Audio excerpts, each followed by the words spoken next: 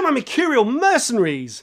Do you remember not long ago we were talking about mermaids? And I said how, perhaps, just perhaps, I'd rather the top half of the mermaid be a fish and the bottom half be the human. Well, it turns out today I was looking at some real mermaids. And the long and short of this story is that I think I might have changed my mind. I might prefer the top half being human. But anyway, mermaiding, I think they call it. Mermaiding is an actual hobby. People mermaid. And they get together. It started about 2015, I think, in America. No surprises there. Had to be America. If I had to guess, honestly, if I had to guess, I would have plumped for Australia. But it turns out that it's America, 2015. But it's come over here now to the UK, mermaiding. And there's some sort of national event this year, and they're trying to break a world record for the most mermaids assembled in one place. And as the article I read said, they're not actually breaking a world record because no one's ever tried it before, but they're creating a world record. The most mermaids assembled in one place. So I was reading this article, and it didn't help matters that the first person that I was reading about was a bloke who mermaids, and he gets into his gear and he's a merman. So you can have mermen and merwomen. No, mermen and mermaids. What's the plural of mermaid? Mermaids. Plural of merman, mermen.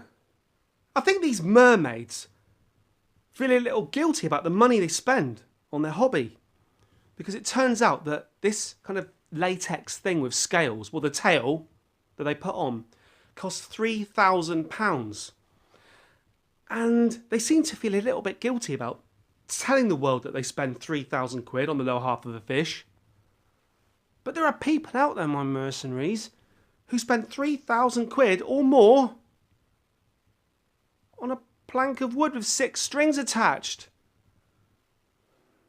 Special wood from Papua New Brazil. With a special tone. £3,000. No need to feel guilty. It's your hobby. And these people, men and women, but these women, they don their lower fish half and they say they feel liberated. And this kind of fits in apparently with the whole adult play thing that's going on. Now, I read that it's going on. I'm not particularly aware of this. Are you aware of adult play? This is the new trend, apparently, of adults trying to relive their youth through bouncing up and down on children's bouncy castles. It's a 20-foot cock and balls, man! Some of these women who become mermaids, they've suffered from anxiety and depression, and they say that becoming a mermaid makes them feel fulfilled and confident.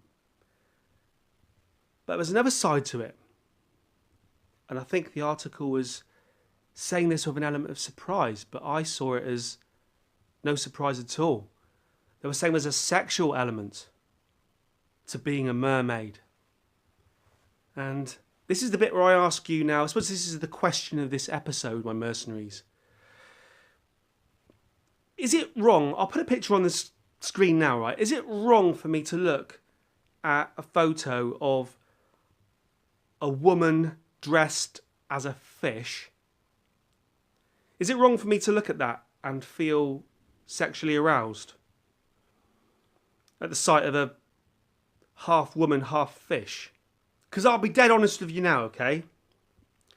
I've never looked down at my plate of food and seen a nice piece of halibut. I've never looked down and thought, might go upstairs in a minute. Turn out the lights. I've never looked down at a piece of mackerel, plaice, cod. Well, I do like cod. I might have to reconsider that line of questioning, because sometimes when I have fish and chips and you have a really nice piece of battered cod, there is something sexual about that. If you get it just right, just the right piece, it's quite alluring. Sort of forces your fork downwards and You just cut the cod with a knife and the flesh, the white flaky flesh, vinegar on the batter, salt. I wonder if there's a name for the sexual fetish of finding mermaids sexually attractive. Well, no. Finding half human, half fish sexually attractive. Because what's happening there? Because if the girl was just lying in that pose with a bikini, you just think there's a girl. But she's got the fish costume on the bottom half. And then you look at it and going, oh, if you're anything like me, because I know maybe I'm a deviant, you look at it and go, oh, all right. But the difference between the two has been the putting on of the fish suit. Therefore, the fish, scales and tail, are what's doing it for me, maybe. Maybe. Is that a bit weird? Some people smoke, she says. Some people drink, she says. But I mermaid.